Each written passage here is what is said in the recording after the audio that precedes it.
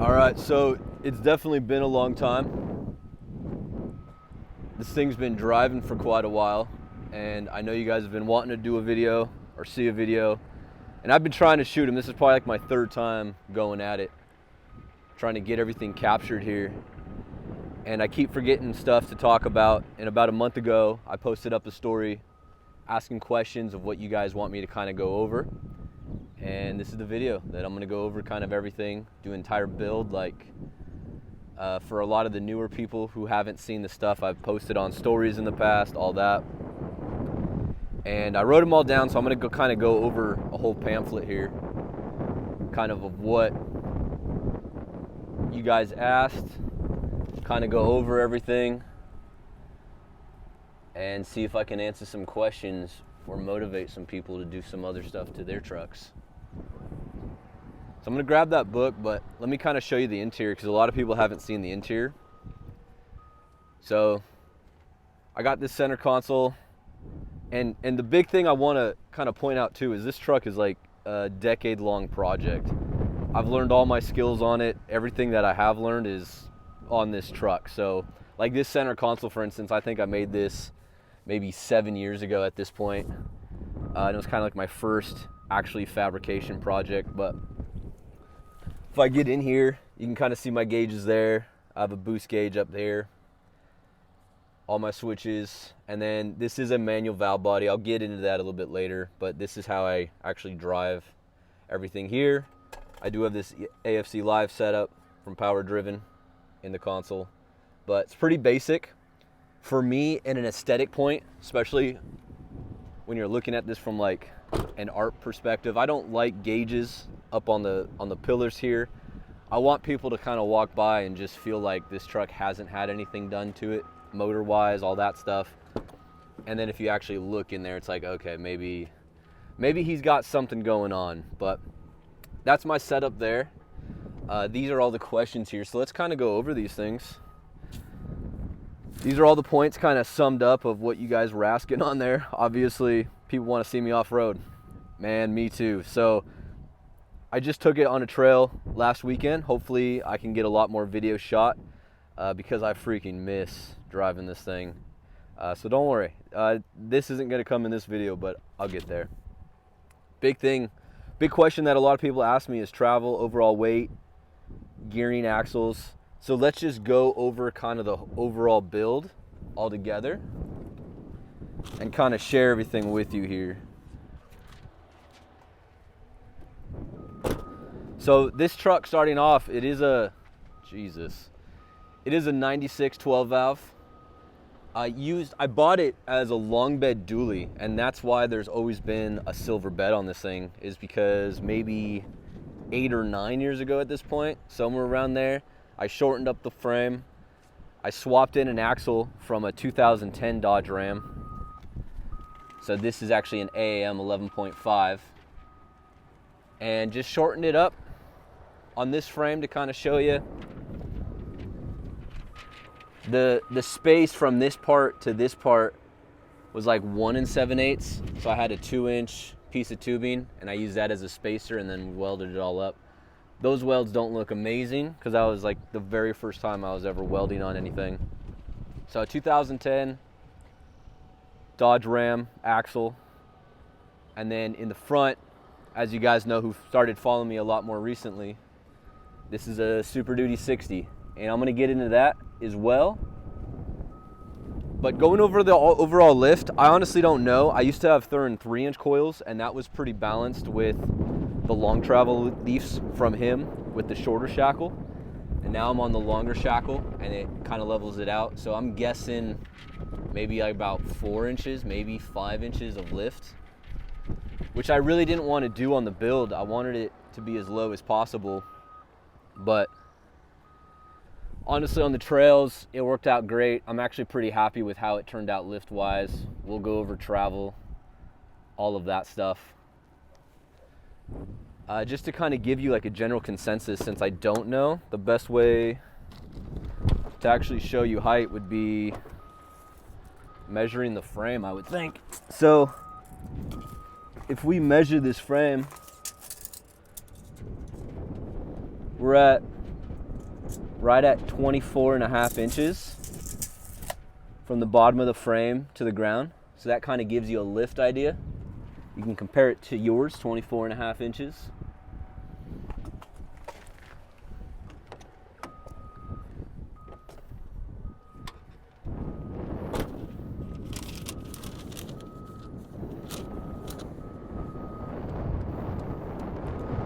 Weight of the truck, I've never weighed this thing, so I have no idea.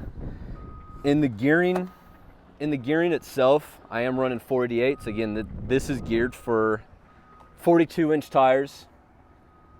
So I am a little over-geared at the moment, but 488s in the axles, I've been running that for a really long time. And the axles, again, we went over that. The travel numbers in the rear, so these are the Thurin long travel leaf springs, which he uses on those 3rd gen trucks. And then the one big thing that I noticed on my last setup is these shock eyelets, the bolts go this way. And what I was noticing was when I was trying to flex it out, it would bind up on these heims in here and it wouldn't allow me to get full travel in the rear. So after I kind of rebuilt everything on here, I did focus them this way, and that's something that you had to plan out, stuff it, make sure nothing's binding at those angles. But up here I just have the bolts going that way because there is a lot of forward and rearward movement, so that takes care of that. And then this one takes care of the side to side. So far on my last time I flexed it out, it seemed to work out great. And then obviously you can see kind of how I have this shock mount. Factory Dodges, they have this one on the other side of the axle, and that does help with axle wrap, and some people have some bad problems with it. I mean, I've heard some people having axle wrap issues even with these leafs. I haven't noticed anything, but I really haven't been in like sand or anything where you get a lot of axle wrap. So we'll see, but I also have a lot more weight in the bed, so that's kind of changing things as well. But you can kind of look down here, that fan, this is a cooler for my transmission, so I have a second one. This one's on a thermostat, and then I have the like a factory one up front, and we'll see that later. You can see how my exhaust is routed, and I kind of want to get into that as well because I have the side exit exhaust. But coming out of here, just a 4-inch exhaust from the turbo back, just hovering over that frame. The way that I mounted this exhaust, I don't know if you'll be able to see it, but there is a mount there, and I have these rubber isolators. The big thing on the exhaust is exhaust does expand when it gets hot. So this is, the one back there is the only frame mounted point. This one's on the chassis, so this rocks with the engine torquing over. But the way that I have this is I have these mounts in here. These bolts are just sliders essentially, so as this exhaust expands, it's gonna slide on the shoulder of this bolt, so it gives it room. It's not gonna hold it in place and crack anything. At least that's what I'm hoping for. I don't see anything wrong with it yet, and I'm very much an amateur when it comes to all this stuff. I'm kind of learning along the way, but that's the route I took on the exhaust mount there.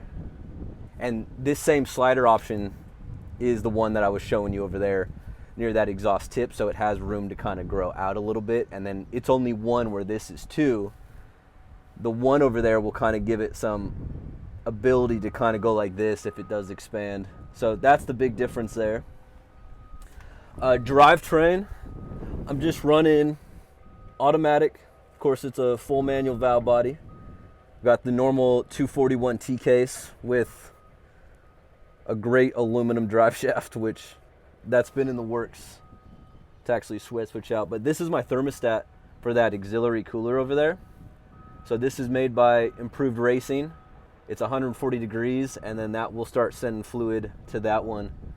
A big reason why I did that is if you're snow wheeling, which I like to snow wheel, I don't need these temps super frozen, and I don't want fluid going there all the time. During summer and stuff, it's definitely run into that cooler full time, but snow wheeling, I just don't want that. You can kind of see how everything looks under here. This front drive shaft I modified this end on the transfer case, so this is now a Rockwell flange bolt pattern, and this is a Rockwell flange bolt pattern on the axle side as well. But this front drive shaft is actually 2.5 quarter wall, so extremely strong. If I do land on it, I don't think I'll have to worry about it, because this is actually stronger than what these long arms are, because those are only 2-inch quarter, so 2.5 inch is going to be stronger there. So that kind of gives you an idea. And then what this is this is a load bolt on the Super Duty 60. A lot of Curry axles come with that, and it just gives it less deflection, because this is a backstop, so if that gear does deflect at all, it's going to run into that and keep it from moving on that gear pattern. And this is also a pretty good angle to kind of show you how these arms turned out. So these are my long arms that I built. You can see the lowers and the uppers. Upper has quite a crazy bend there, but it ends up being perfect because I get full steering. The tire doesn't run into there, and that'll work for 42s as well. And then you can see how my front brakes are going. So it splits, and I have my brake lines going down on both of these arms to the front brakes. But I kind of have it at a, what would you call that, like 11 o'clock position, so it's away from the tire. On this side, it's not really the first thing the drive shaft is going to see if it does break off, anything like that. But you can kind of see how that is. This axle under there, the track bar on the rear. Eventually I am going to get some skid plates. You can kind of see a mount right there for a mount, and then I have a mount on this side. So I'll eventually, hopefully soon, have a skid plate that goes from this oil pan under the transmission pan, and then build it going all the way back, covering the fuel tank as well. You can kind of see how all that's laying out. All that looks. This truss system, so this is an Artec truss, and then I have a whole other plate of 1/4 inch on the back side here, just to give it even more rigidity. Because when you're looking at trusses, it's the vertical plates that really make the difference on keeping things square and straight. So now that I have 3 plates, the factory Artec ones and then this one in the rear, it definitely adds more strength there. You can kind of see the integration of the long arms and the track bar itself. And as far as braking on this thing goes, so these are the 13 plus knuckles on the Super Duty axles, which use a 14.3 inch rotor. And then on the rears with the 2010 Dodge, those use a 14.15. So the brake discs themselves, pretty big. This thing stops really nice as well. Very happy with how everything worked out, and I'll kind of get into that. But eventually down the line, I am going to run a doubler. I didn't have the money to do it now on this whole setup, but eventually I want to do a doubler, and then I'll be able to see kind of what that mileage difference is, because there's definitely a lot more resistance compared to this gear-driven one when you spin it by hand compared to a 205, because there's a lot more resistance there. So we'll hopefully be able to get like an accurate idea of just the mileage loss. Hopefully on a diesel it's not a big difference. So that's kind of everything there. I know you guys want to see this stuff, so let's get to the front. This is another look at my long arms and how those arms are kind of bent around. One big aspect that people were wondering was what was the most complex thing of putting this Super Duty 60 under here. And really it was making sure that all the numbers look good. I had everything. I could have done a 3-link, but I like the parallel 4 links a lot more. I'll try to get a side view here. But you can see the brackets, the arms, how they bend, kind of go around everything, and then up. One big thing on when you're doing links is it's kind of been a general consensus, and I don't know where it's been from, but to get the joints spread, so the eye to eye from this joint to this joint, you want it about 1/4 of the percent of the tire. So if you're running a 40-inch tire, for example, you want it to be a minimum of 10 inches. The reason why they say that and a bigger spread is important is if you have them real close together, and sometimes that's just how your build has to go, but if you have them close together, it's putting a lot more leverage on these things. It's going to wear out the joints a lot more. It puts a lot more stress on them. When you have them farther apart, you're reducing that leverage of the axle twisting like this, because now you have a better grab on everything. So the struggles on this was trying to get the leverage or the distance appropriately, and this ended up being about 11.5 inches apart. And then also fitting the track bar in there, trying to figure out where all this was going to go. But you can see how that track bar is behind the axle there. Let's go on this side. But it passes everything. I mean, I've had this thing at stuff. I've hit it at speed. It doesn't hit that oil pan. It's definitely close, but it had to be kind of there. But you can kind of see everything. Track bar bracket was moved, obviously. This is all 1/4 inch. And then on all these bolt holes where the high stress points, they have another 3/16 weld washer. So you have a 1/4 inch plus a 3/16. Everything's super strong. That's how I have my long arm brackets. And that's what I did on my coilovers as well. I'll kind of go into that. But you have the gusseting here on this track bar. And then let me get under here. At full stuff, it was actually hitting the frame. So I went in here and I notched this frame a little bit. This track bar goes right in here. At complete full stuff, I think there's about a 1/4 inch gap at the most. So you can kind of see how that track bar looks. Joint wise on the track bar, it's all EMF rod ends on the steering as well. And then these ones I had to do a TMR Customs poly Heim, and then the rest are Johnny joints. But the reason why I did a TMR Customs here is that one had the most articulation. It's 52 degrees of misalignment on everything. So that's the big thing there. This Thurin bumper has held up super well. He sells these on his site. You can buy them. This is, I've had some questions on how the winch looks in here. And this is a 17K winch. I don't have it wired up yet, but everything's in there. You can kind of see the fit. Right under here is the radiator support, so you don't have a lot of room. But he lists the types of winches that do fit in this bumper. And then I made this extra. So on this winch, it's bolted on the bottom here, as you can see.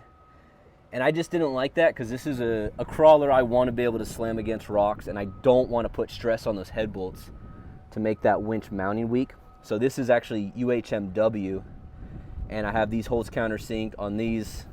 These are from Barnes. I forget exactly what they were calling them, but they're just head protectors. That's actually welded to the plate here.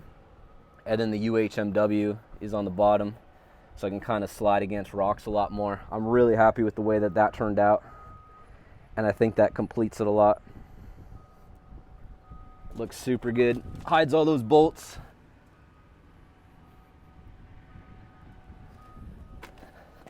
Last weekend when I was wheeling on this thing, I had a buddy standing out, and I slammed against this bumper pretty good. I hit it against rocks, and it didn't even budge. So I'm excited to continue using this thing. And then this is something that I fixed up too, because on these factory ones, they look more like that one, where they stick out pretty far. It's also, I think, 1/8. So on both these front radiator supports, this is now 1/4. And then I have these reinforced with more plate. So hopefully those can take a beating now too. They don't stick out as far, and they're a lot stronger. So let's pop the hood, kind of show you guys the goods. Kind of going over how it looks. This is something that a lot of people don't point out, but I've got a Baja Design Squadron here, and this is great for a ditch light. You can see kind of the angle. It's way off to the side. It's tucked in there, so if someone wants to jack anything, you don't notice it driving by with those covers on there. And I like this setup too, because if I'm on a trail and I want to look down, say like a side trail, if if I turn my mirror and just kind of like turning that whole thing. So those have been great. I really like where I put those. Kind of gives it like a not off-roady look as much, just because they're more hidden. I don't have these big lights kind of poking out everywhere except in the bumper. But let's pop this hood and kind of go over more. Guess I'll go over this too.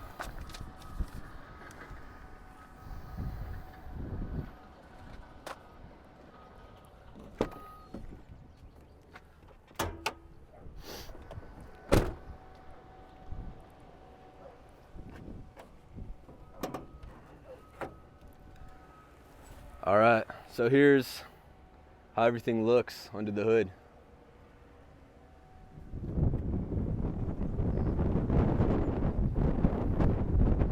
So injector-wise in the engine, these are from Cutter Up Rob. These are 7x10 injectors that have nozzle work done to them, so they flow about 140 horsepower. And then this turbo is a Borg, but the housing is from Savage Fab. That's going to be their 9-centimeter housing. A whole lot better than the off-the-shelf Borg Warner ones that are, I think they're 12, what they say, and that's what I used to have on here. So this made a big difference. The spool up feels amazing. Power-wise, it should be making around like 500 to the wheels. I don't know for a fact, and I hate guesstimating that stuff because everyone knows kind of how guys are with inflating numbers, and I don't want to be that guy. So yeah, it should be around 500. The delivery valves are just factory 181 delivery valves in there in this P pump. Power wise, like moving this thing around, that was a question on there. I mean, it feels great. It's a diesel. Everything's geared right, and that's what makes the biggest difference, is the gearing in the axles themselves. But prior to my whole big project of the front end, I was running worn out factory injectors with the power driven diesel 055 towing delivery valves, and I think that was perfect. I didn't really have to do anything, and I'm not a hot rider. Like I drive like a grandpa majority of the time. So the power is nice and all, and it's fun every once in a while, but I'm more about mileage and just driving safe and stuff like that. So that's the power. It feels good driving.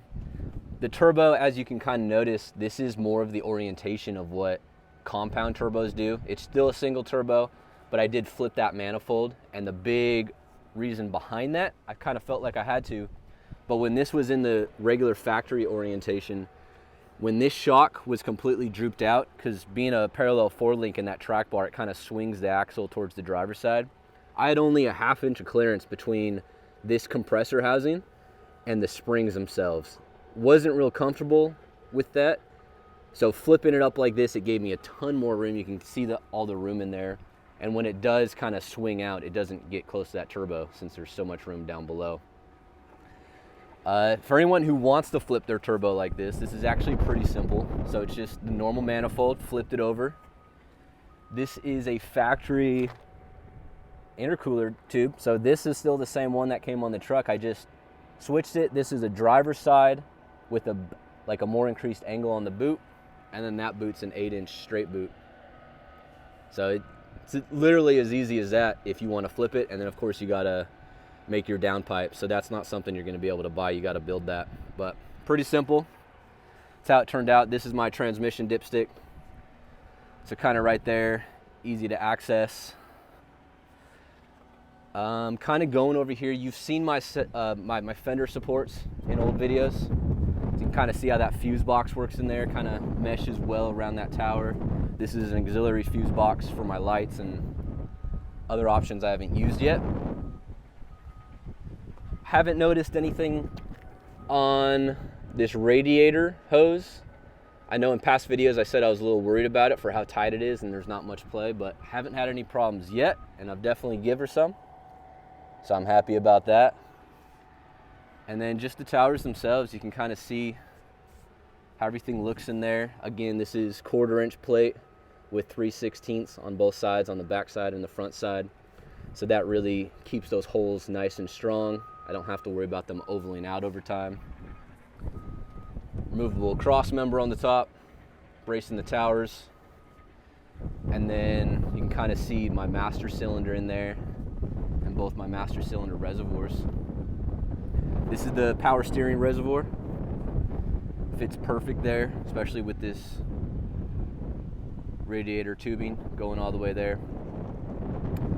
The big thing of this whole project was just serviceability, reliability, and usability. That was what I was building everything for. And I wanted things to get easy to work on. Make sure I'm answering all your questions here.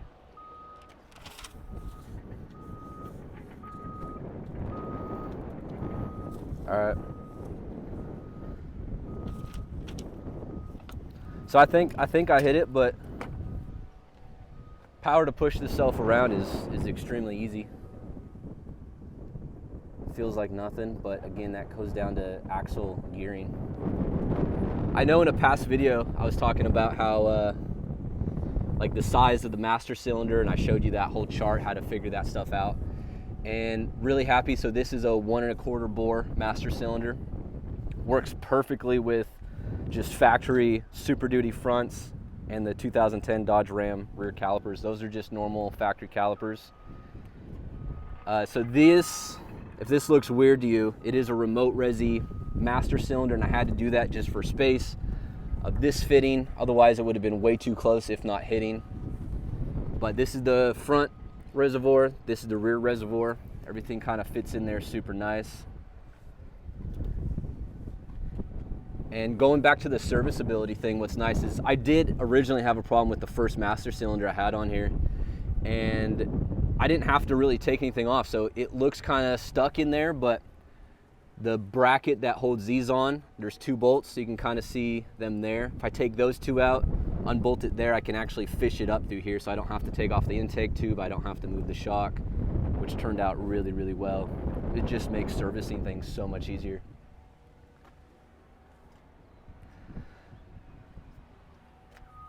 As far as travel goes, these front shocks are obviously Kings. They're 3.0s, 16-inch stroke shock, and then I have the 2.5-inch hydro bumps that are welded into the frame. So kind of going in how the lift height ended up being where it is. I wanted it to be a certain height, and just kind of throwing this out there, the other option I could have done is just mount these shocks higher, because I do have about an inch and a half more of up clearance I could have had. I'm sorry, of up travel. But the big thing is with this notch, this is supporting this drag link, gives it a place to go. But when it's fully flexed out, stuffed on passenger side and locked the wheel, this is about a 1/4 inch from the clearance here. So everything's really tight clearances, but that was the main thing that was keeping me at this ride height and why it ended up being where it is. Even on this notch, I wanted this to be super strong. I mean, I'm gonna hit stuff, I'm gonna winch off of it. So these plates here on the coilover plates, and even this plate is actually 3/8, and then this is all 1/4 inch in here. So I'm hoping with the 3/8 plate, how much weld, everything that's high stress has a root pass and then a cap pass on it. So I had a lot of passes on all this stuff. And then this is my sway bar. I don't have the arms built yet, but you can see where that sway bar is located now. This is how all the frame looks. These hydro bumps are really close. Got all this. Another question I've had is why triple straps on here?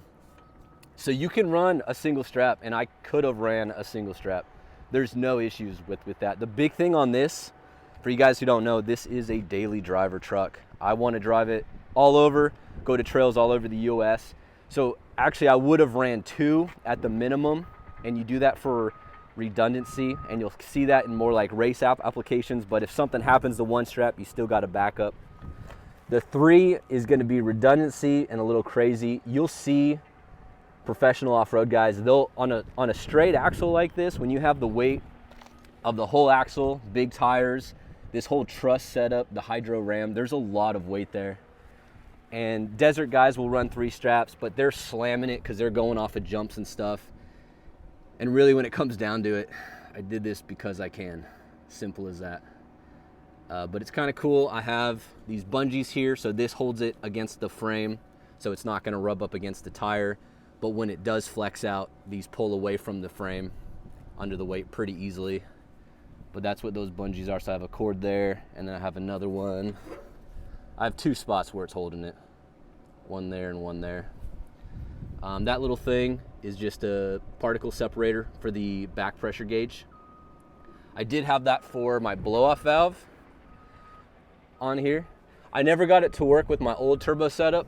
We'll see if I can get it on this new one since the housing's a lot tighter, builds up back pressure better. But that's what that is a blow-off valve. It's all mechanical one, so you actually run something to those tubes. But maybe if I'm bored, I can get kind of back into that. You'll notice too that my heater hose that usually comes out of here, all this stuff, it's not there. I do have a heater hooked up, so I just didn't utilize this. So as far as the heater hoses go, I don't know if I can show you, but that one where it normally goes, I think, to the automatic transmission heat exchanger. So that's my heater inlet. And then I just have the heater outlet still. It goes right there. But you can kind of see the heater, that blue and black one right there, or to the heater core. So I still have heater, I still have AC. This is a Duraley stack plate cooler I put in the front. So this is the main cooler, it's always operating. And then that auxiliary that we went over, that one is just gonna be extra cooling if I need it. So let's go to steering now. So I get a lot of questions on this steering system. This is not full hydro. This is still steering assist. So you can kind of see the high steer. I got the double-ended ram in there. And then these again are all EMF joints. This is a EMF ball socket. So this operates just like any hydro assist setup. I have people asking me if they can take away this drag link, and the answer is no. If you broke this drag link or removed the drag link, I would have 0 steering. This still utilizes a steering box, and that's the factory Dodge one. I did have it worked over, and I had a different worm gear in there, so now the pitman arm is front swinging. You can kind of see how that turned out. But the reason why it won't work if you take that drag link out is the steering box has a torsion bar in there, and that's what sends fluid one way or the other way. So the drag link puts resistance on the steering box, and with the resistance, that torsion bar is turning, and that's what's sending fluid to here. It's just like a hydro assist system. Not full hydro at all. So looking at this whole truss setup, there's 3 clamps. Obviously there's a 4th one that can be utilized, but it doesn't work in this system since you have this removable piece to get the gear in and out. Just for extra safety precautions, since this is something I'm driving all over, I put these extra 1/4-inch plates here, so these actually sandwich this ram. I have one on the other side too, but that's what holds it side to side. So these clamps actually aren't doing that, they're just holding it down. So I was really happy that I spent the time doing that, because that just gives it more reliability. It's not putting any weight on here, and that should make it a lot easier. All my tubing is kind of going here along that track bar, keep it nice and clean. So you got your 2 hydro lines, the A or B line, and the breather all going there. One big thing, people ask like how this thing drives down the road. It drives extremely nice. This beat my expectations in a lot of ways. I was expecting to have more problems since this setup isn't super common, but giving me no issues. I am running for a pump. I'm just running the PSE power steering pump there, so you can kind of see that. I will say that it is a little underpowered. So what I mean by that is it doesn't spin fast enough for just the size of that ram, and that's what it really has to go down to, is the size of the ram. And I wanted that size just for the power, go into the tires and be able to turn the knuckles.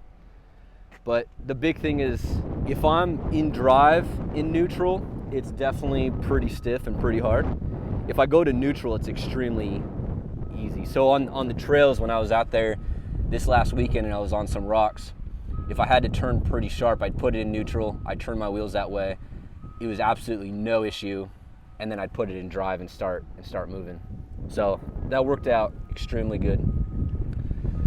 I think down the line, I would like to fit up a belt-driven TC pump in here, and that'll give me a lot better RPMs, especially off idle.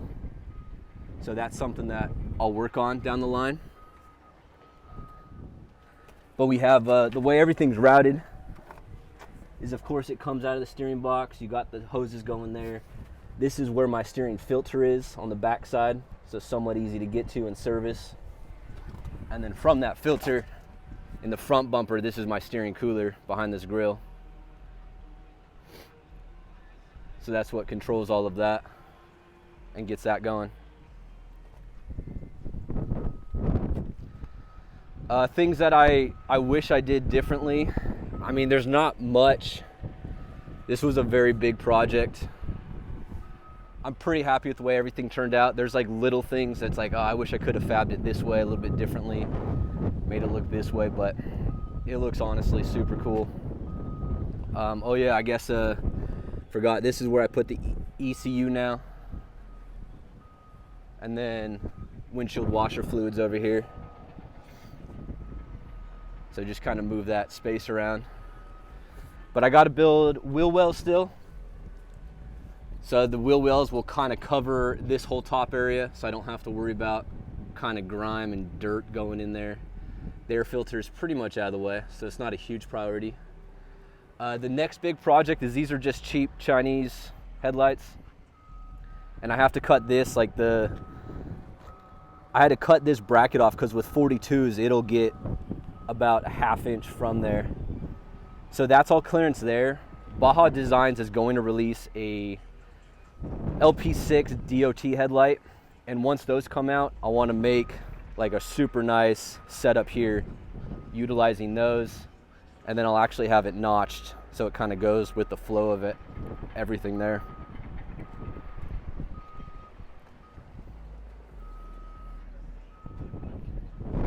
That's kind of how everything turned out. The steering is great. It drives great. The pump thing is something that maybe I'll get to down the line. But right now, I'm just really not worried about it. The shocks feel great. Oh, I guess up travel. Up travel in the front. So 2.5 stroke here. It's like, I forget the exact measurement. Well, let me just grab the tape measure.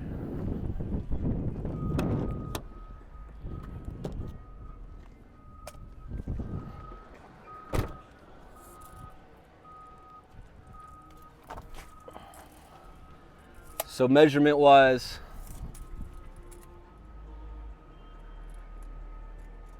2 7/8. So let's just round up to 3 and then 2.5. So 5.5 inch of up travel, which is good. City driving, I don't hit those bumps at all, but on the off-road, I definitely do. I haven't completely maxed them out. I've probably had like a ½ inch of travel in those hydro bumps still, but I haven't even played with the compression adjusters on the shock, so I could stiffen those up. So that's the big thing there. And then in the rear, I have about 6.5 inches of up travel. And again, these shocks are just 2.5 remote resis with a 12.5, I think 12 3/4 inch stroke, because they're short bodies. These were the Thurn Fab shocks that I used to run in the front on my old coil bucket setup. I just transferred them to the rear. So that's whole set up there. And yeah, this is the build, how it turned out. If you guys have more questions, let me know for sure. If you guys can subscribe, add to that count. I'm gonna link my Instagram in the bio. So add me on Instagram, but I love your guys' questions. I want to continue showing you guys things, kind of helping you guys out as well. Because the best thing to inspire others is to kind of show you what you've got going on, and maybe someone else can do it a lot cooler. But that's the big thing. Thank you.